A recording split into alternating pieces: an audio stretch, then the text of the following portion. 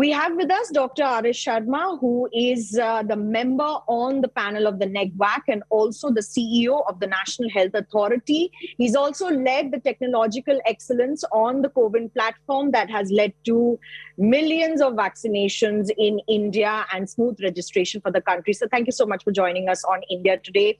First of all, now after the PM's announcement to open booster doses or precautionary doses, as it's being called, for those above the age of 60 with comorbidities, what is going to be the new function on the CoWIN app? How can someone who's above the age of 60 with comorbidities register to get their shots? Well, good morning and thank you very much, Milan, for having me on your platform. I think the question is very appropriate. Now, the Honorable Prime Minister has announced that from 10th January onwards, people with both doses completed and 60 years of age and also with comorbidities, and also those who have completed the second dose 9 months prior to the date, who have completed 9 months after their second dose, will be eligible for the additional precautionary dose. And they will be able to register on the CoWIN platform. They will also be able to go to any vaccination center, even if they are not registered. And then if there are vacancies there, they will be able to get the jab, the third jab, and get the certificate thereof.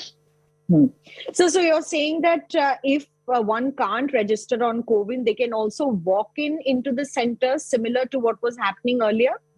Exactly. There's absolutely no change. The process remains exactly the same. So those people who are already have 2 jabs, which means they already know the process.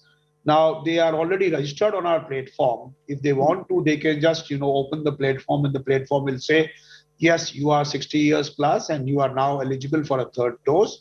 And then it will ask another question, which is basically, are you having any comorbidity conditions? And he says yes. Then he or she says yes. Then thereafter, the platform will enable them to register and get appointment also they are already registered, in fact, on the platform. They will get an appointment for a third dose of vaccination from any of the centers near their homes or the place where they reside. And they will be able to get the vaccine. So do the 60 plus with comorbidities have to show a medical certificate on the CoWIN platform or at the center? And what kind of medical certificate should it be? Should it have some prescribed format to be uploaded on CoWIN? Yes, they will have to show the medical certificate at the time of vaccination. And with regard to the conditions which qualify as a comorbidity conditions, there has been already a long back a circular was issued by the Ministry of Home Affairs, Ministry of Health and Family Welfare, which prescribed the comorbidity conditions. Because if you remember, there was a time when we had done 45 to 60 with comorbidities. That same principle applies. So they will have to just show that certificate, and the vaccination center will upload that certificate onto the CoWIN platform. So does the registration for healthcare workers and frontline workers, will that be different, or they also have to go through the same process? They are already registered with us. We already know the frontline workers and health workers who have got 2 jabs. So we will be able to actually send the messages to them also, saying that now your second jab time interval 9 months is over, and now you are eligible for an additional dose, precautionary dose. Right. So also the Prime Minister has opened vaccinations for 15 to 18 years of teenagers. So they also have to register in a similar fashion, or can they club their registration with their family members who had earlier registered on CoWIN, or will that be a separate one? Absolutely. Wonderful question. What can happen, as you know, one phone allows as much as 4 registrations. So let's say husband and wife are registered and they are 2 children which are between 15 to 18 years of age. They will be able to create entries for their children. Alternatively, children can also register themselves separately. So whichever way it is comfortable for them, they can do that. And children of born in the year 2007 or before, that is 2006 and 2005, will be eligible for getting the jabs for the children. Right. So how big is it a step now? Because we'll be actually having a mammoth amount of data. We already are looking at massive data that Coven has collected and has integrated as, health ID cards as well. How is that particular project going to be part of the Coven, or how is Coven going to lead that in future?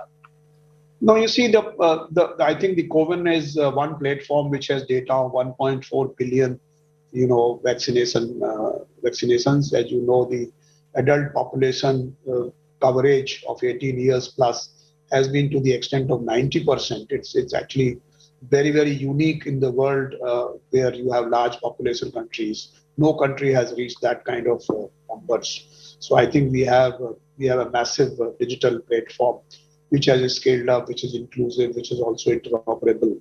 So I think that platform exists. And what we are thinking is, of course, as you know, the vaccination is the first digital health record of a person.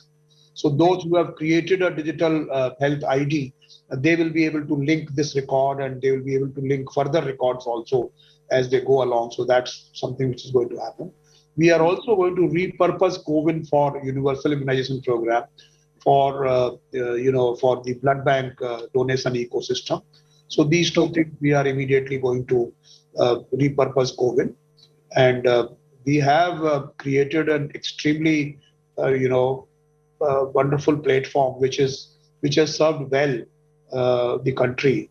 I don't think we could have had a very smooth and transparent vaccination system, vaccination process in the country without this kind of platform. So I think it has served well, and now we will use it for some other. It's a digital public good, which, as you know, our Prime Minister has offered to other countries also.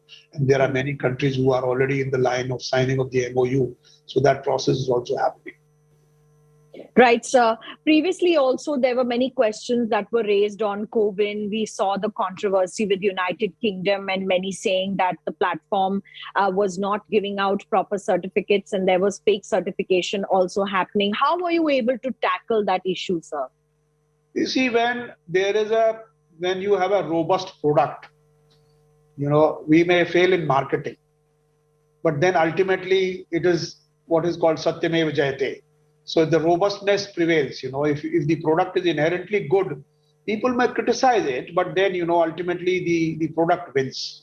So this is what is the story with Coven. We have absolutely from the beginning itself, we have ensured that we collect all the data elements and collect nothing more.